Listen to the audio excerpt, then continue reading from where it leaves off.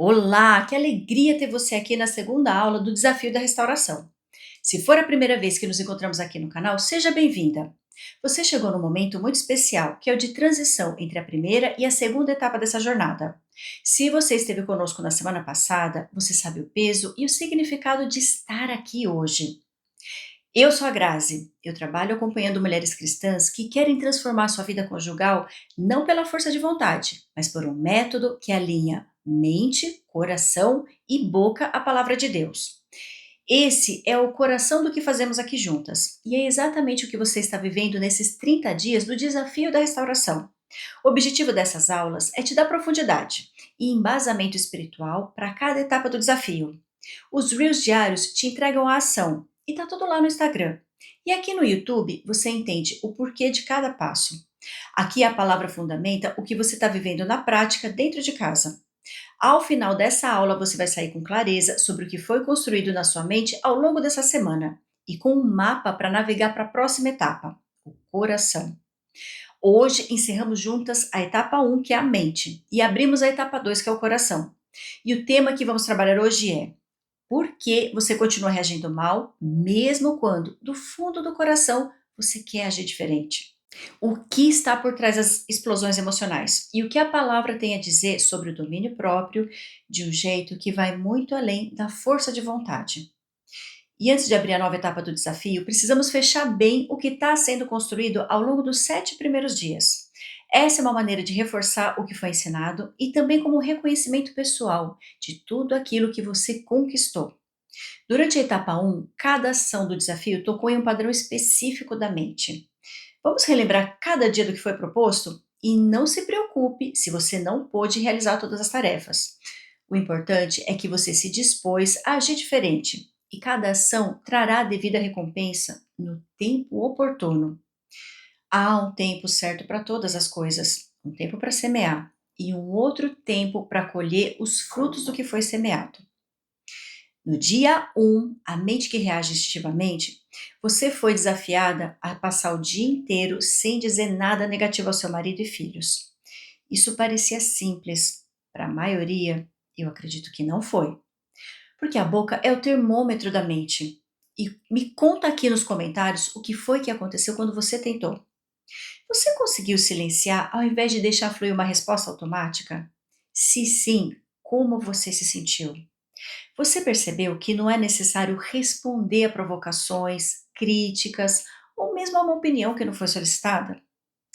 Então vamos lá. No dia 2, a mente que só enxerga o que falta. O convite para o segundo dia foi praticar um gesto de bondade sem esperar retorno. A ação era pequena, mas o que ela revelou foi enorme. Existe uma habilidade no coração que, no casamento desgastado, acaba ficando atrofiada, que é a habilidade de enxergar o que está presente na relação e não apenas o que está faltando. Quando o casamento está em crise, nós temos a tendência a olhar apenas para dentro.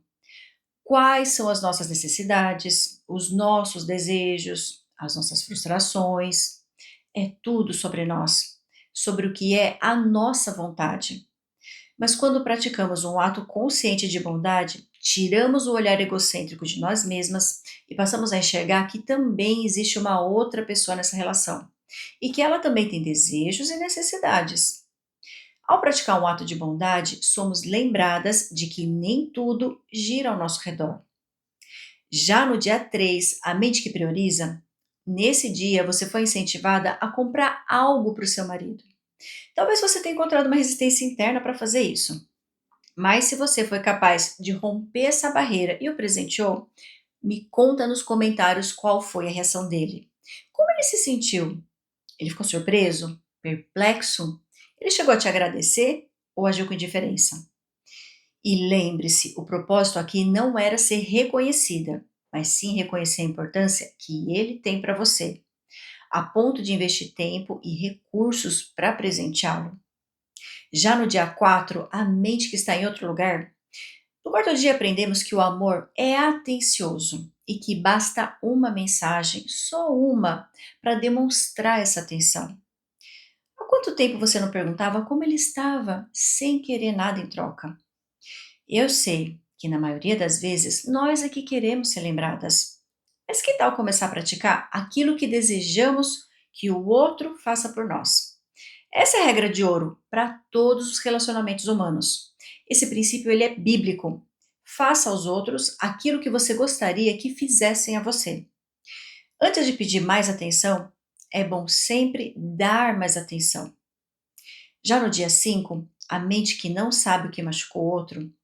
O quinto dia foi o momento de perceber que quem ama não maltrata e não fere o outro deliberadamente. Mas podemos ter um ponto cego em que não percebemos que pequenas atitudes podem, pouco a pouco, estar minando a relação. É como se cada crítica velada, cada reclamação, depositasse mais um dispositivo em um campo minado e que a qualquer momento uma dessas bombas pudesse ser pisada e explodisse. Por isso, você foi orientada a perguntar o que ele sente e o que mais o incomoda na sua forma de agir. E se você foi corajoso bastante, você perguntou não apenas uma, mas três coisas que incomodam o seu marido na forma de você agir. E se você foi uma mulher sábia, você ouviu tudo em silêncio, sem questionar ou rebater. Apenas ouviu para gerar reflexão. Essa talvez tenha sido a ação mais desafiadora da semana, pois é fácil apontarmos o cisco no olho do outro. Mas quando nos damos conta de que existe uma trave no nosso, é difícil de reconhecer, ainda mais sem questionar. Já no dia 6 do desafio, a mente que explode, no sexto dia, a ação prática era mapear três situações corriqueiras que tiram a sua paz.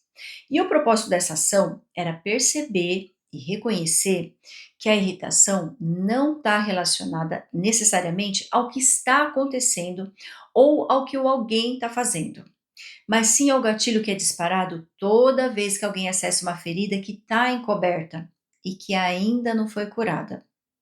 A raiva quase nunca tem a ver com o que acontece e quase sempre tem a ver com o que está escondido dentro de nós. Pode reparar que pessoas de fora podem ter o mesmo tipo de atitude em relação a você, mas quando é o seu marido ou o seu filho que praticam essa ação, a sua reação é desproporcional. E sabe por que isso acontece? Porque são os que mais amamos que têm o poder de acessar o que está encoberto no nosso íntimo. Já no dia 7, a mente que já julgou, no sétimo dia descobrimos que o amor sempre acredita no melhor, mas o ser humano tem a tendência natural de focar naquilo que é negativo. Nós registramos com muito mais intensidade o que é ruim do que o que é bom. Tanto é assim que pesquisas mostram que para anular o efeito de uma única interação negativa, precisamos de pelo menos 5 interações positivas. A ação do sétimo dia consistia em escrever 5 qualidades genuínas do seu marido e deixar esse papel bem visível, para poder relembrar os seus pontos fortes no momento em que a mente insiste em focar nos defeitos. Talvez você tenha percebido o quanto esse exercício é mais difícil do que deveria ser. Isso revela o estado atual do seu olhar sobre ele. Bom, se você está acompanhando o desafio lá no Instagram, eu quero te perguntar uma coisa. Você conseguiu fazer todas as ações ou você travou em alguma? E você foi surpreendida pela reação inesperada dentro de si mesma ou até do seu marido? Coloca aqui nos comentários como é que tem sido o desafio para você até agora. Todas as ações da primeira etapa do desafio tiveram a ver com a mente. É da nossa mente que partem os nossos sentimentos, palavras e atitudes. Todas as ações praticadas nos 7 primeiros dias do desafio nos convidam a mudar a nossa maneira de pensar, de enxergar o mundo ao nosso redor e a começar a perceber que insistir em fazer a nossa própria vontade muitas vezes implica em nos recusar a fazer a vontade de Deus. E é exatamente esse o princípio expresso em Romanos 12:2. Ele nos ensina que não devemos nos amoldar ao formato desse mundo, mas sim nos transformar através da renovação da nossa mente, para podermos experimentar a boa, agradável e perfeita vontade de Deus para nós. Perceba que o apóstolo Paulo está dizendo que a transformação não começa na ação, ela começa na mente, e a mente se renova através da palavra. O que fizemos ao longo dessa semana foi exatamente isso: expor padrões automáticos da mente ao espelho da palavra, para que ela pudesse começar a trabalhar. Conformar-se com o formato desse mundo no contexto do casamento é agir no automático, é reagir antes de pensar, é enxergar só o que falta, é priorizar o que está gritando dentro de nós em vez daquilo que importa realmente. É ter uma mente que já jogou antes mesmo de ouvir. E a renovação da mente não é esforço, é exposição contínua até que a palavra reescreva esses padrões invisíveis, pela ação do Espírito Santo. E é esse o propósito da primeira semana.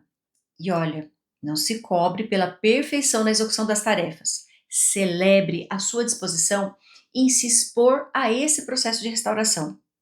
E isso já é a renovação em andamento. E agora que a mente foi exposta e começou a ser trabalhada, chegamos em uma camada mais profunda, porque existe uma realidade que a renovação da mente sozinha não alcança, que são as reações emocionais que surgem antes que o pensamento tenha tempo de agir.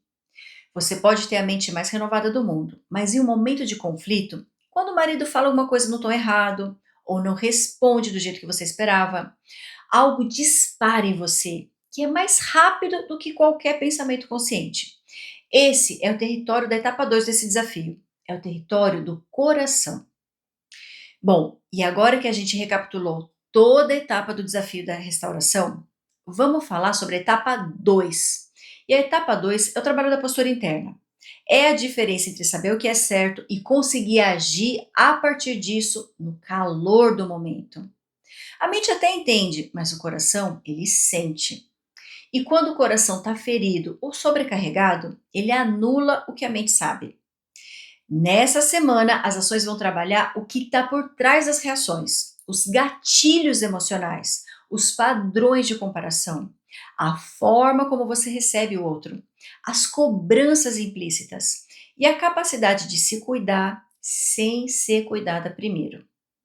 O coração na Bíblia não é a sede dos sentimentos apenas, é a sede da vontade, das decisões profundas, do que você crê de verdade a respeito de você mesma e do outro.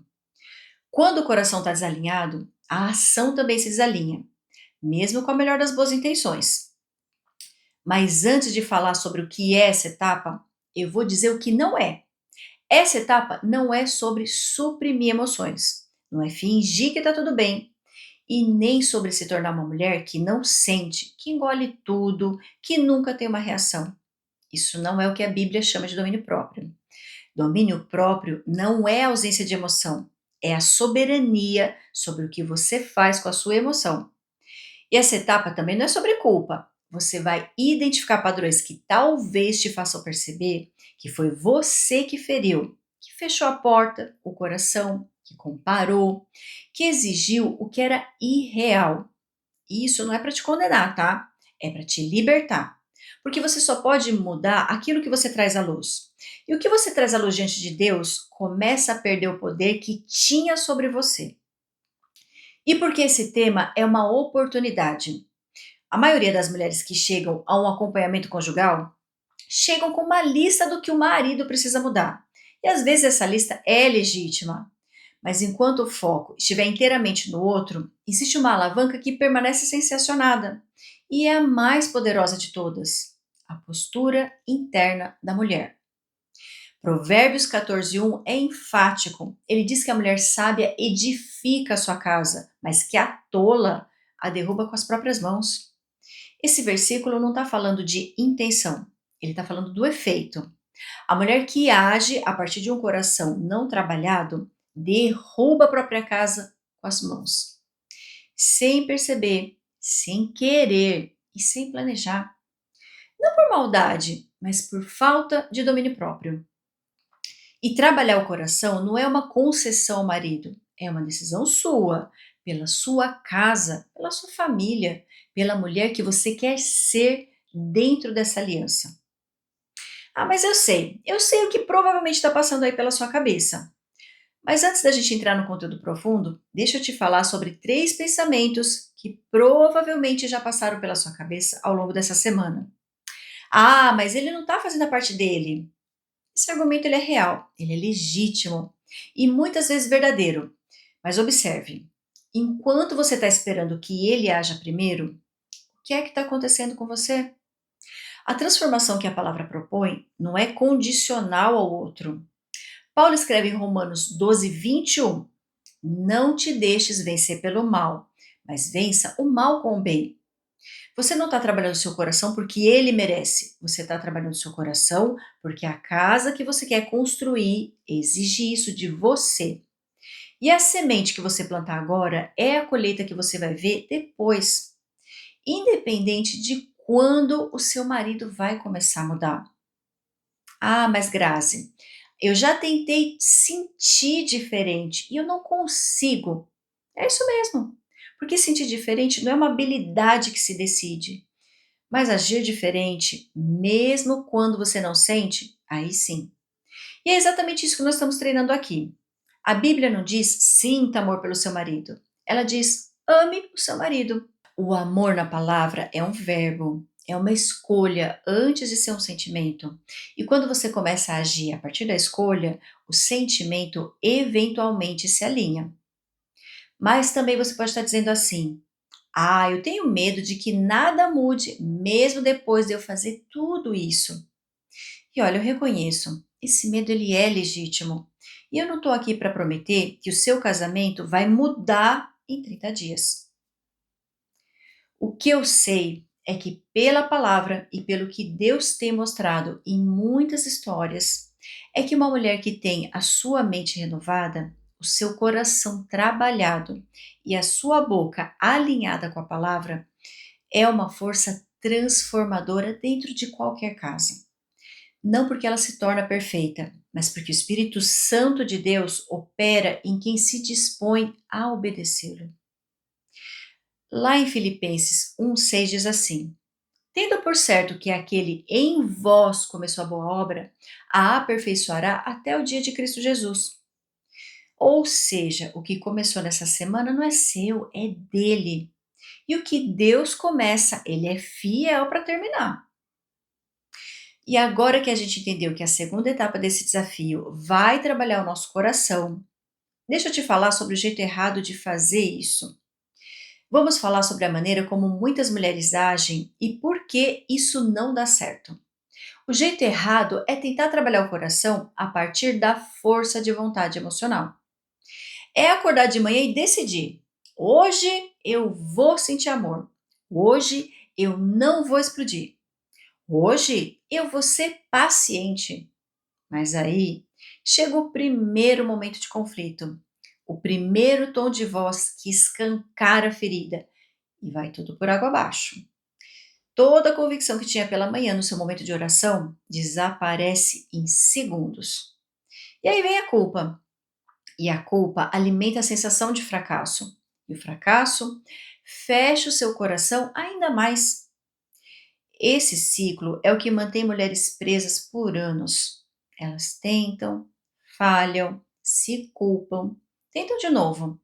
E a raiz nunca é tratada. Mas é porque o método está errado. E Jesus deixa isso muito claro em Mateus 15, do 18 ao 19, que diz assim: Mas o que sai da boca vem do coração, e é isso que contamina o homem, porque do coração procedem maus pensamentos, homicídios, adultérios, prostituições, furtos, falsos testemunhos e blasfêmias. Perceba que o problema não está na sua boca, ele está na fonte. E tentar controlar a boca sem tratar o coração é estancar o sintoma enquanto a doença avança. E você sabe quais são as consequências de tentar agir assim? Isso causa esgotamento espiritual e emocional. Você se esforça muito e muda muito pouco. Também existe a culpa acumulada. Cada vez que você falha, a narrativa interna de que nunca vai mudar se fortalece. E o distanciamento cresce, porque o esforço superficial, ele não cria uma conexão real com o seu marido e nem com seus filhos. E aí brota a amargura disfarçada de resignação. Você para de tentar, mas o ressentimento, ele permanece.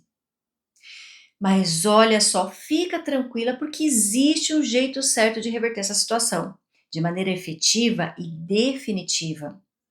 E tudo começa reconhecendo que você não tem em si mesma a capacidade de transformar o próprio coração. E isso não é uma fraqueza, é a maior libertação que esse desafio pode te dar. O amor que transforma o casamento não nasce de você, ele nasce de Deus. E flui através de você quando você está conectada a Ele como fonte desse amor. Quando você para de tentar amar na força do braço e começa a se posicionar como um canal, algo muda. Não porque você se tornou mais disciplinada, mas porque a fonte do seu amor passou a ser outra. Na prática, isso se traduz em 4 movimentos concretos que a etapa 2 vai trabalhar. A primeira é identificar o que está por trás da reação. Não a raiva em si, mas a ferida que a raiva está tentando esconder. Isso é o que fizemos no dia 6 e é o termômetro das reações que vai ajudar a mapear de forma consistente ao longo de toda a semana as suas reações. A etapa 2 é levar isso a Deus antes de levar isso para o marido. O coração que é tratado primeiro na oração chega diferente na hora de enfrentar um conflito. Ele não chega perfeito, mas com certeza chega diferente.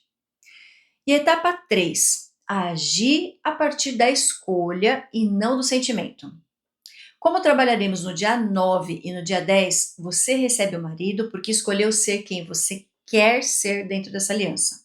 E não porque você está sentindo vontade de fazer isso. E a etapa 4 é criar espaços de conexão intencional, como o jantar que está proposto no dia 12. O coração que está fechado precisa de gestos concretos de reabertura, e não de discursos, mas de gestos. E o resultado esperado desse processo não é uma mulher que nunca reage. É uma mulher que, quando reage, sabe o que está acontecendo, tem recursos para se reposicionar e não deixa que a reação escreva o próximo capítulo do casamento. E tem um passo que você pode dar agora. Essa semana, quando você sentir que vai explodir, pare e faça uma pergunta antes de responder. O que essa raiva está escondendo? Mas isso não é para justificar a reação, mas sim para desvendar a ferida emocional que está por trás dela. Porque o que você reconhece, você pode levar a Deus em oração. E o que você leva a Deus, Ele sim pode curar. E agora, antes de te entregar a ferramenta dessa etapa, eu quero ouvir você. Qual foi o maior aprendizado que você teve nessa primeira semana do desafio? Pode ser algo que te surpreendeu, algo que foi difícil, algo que a palavra confirmou. Me conta aqui nos comentários que eu vou ficar aqui embaixo desse vídeo. E para te apoiar nessa segunda etapa, eu preparei uma ferramenta que se chama Termômetro das Reações. Ele é um planner semanal de acompanhamento dessa fase do desafio. E funciona assim: você registra situações de reação emocional que aconteceram durante o dia. Depois você avalia a intensidade da reação em uma escala simples. Você anota o que estava oculto: a ferida, a expectativa frustrada, a dor que a raiva estava encobrindo. E cada dia da semana tem uma declaração bíblica sobre a postura interna para você ancorar, para você dizer em voz alta. Mas olha só, o objetivo desse termômetro não é te condenar pelo que você sentiu, é para criar consciência sobre os seus padrões emocionais. Porque você só pode transformar aquilo que você consegue enxergar. E para receber essa ferramenta gratuitamente, faz o seguinte: vai no link da minha bio lá no Instagram, faça sua inscrição no desafio, entre na comunidade. Na comunidade do Desafio da Restauração, nós vamos te enviar o link para acesso a essa ferramenta. Agora, nós já estamos chegando quase ao final da nossa aula. Mas antes de encerrar, vamos recapitular o que foi construído nessa aula? Bom, nós concluímos a etapa 1, que é a mente, revisitando cada dia e o que foi trabalhado nos padrões automáticos de pensamento. Nós ancoramos essa etapa em Romanos 12:2. A transformação começa pela renovação da mente. Nós entendemos o que é e o que não é etapa 2, coração. Vimos por que trabalhar o coração muda o casamento, baseado em Provérbios 14:1. Nós quebramos as 3 principais objeções que você poderia ter. Ele não está fazendo a parte dele, eu não consigo sentir diferente, ou eu tenho medo que nada mude. Nós também aprendemos hoje a diferença entre o jeito errado, que é a força de vontade emocional, e o jeito certo, que é posicionar-se como um canal do amor de Deus. E por fim, nós recebemos o termômetro das reações para acompanhar as nossas atitudes ao longo dessa semana. E antes de finalizar essa aula, eu quero dizer que a próxima aula, a aula 3, acontece na sexta-feira, às 15 horas, ela vai estar disponível aqui.